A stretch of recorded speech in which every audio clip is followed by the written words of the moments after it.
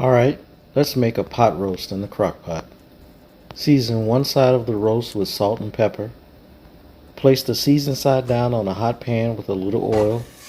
Now season the other side with salt and pepper. Brown both sides of the roast and place into your crock pot.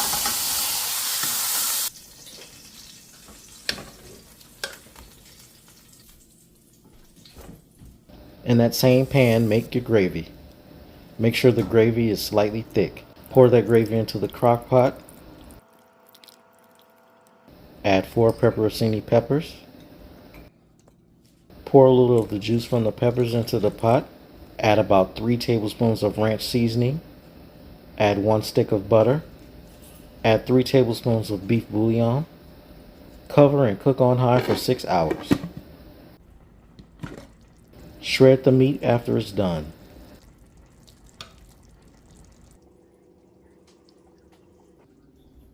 Thank you for watching.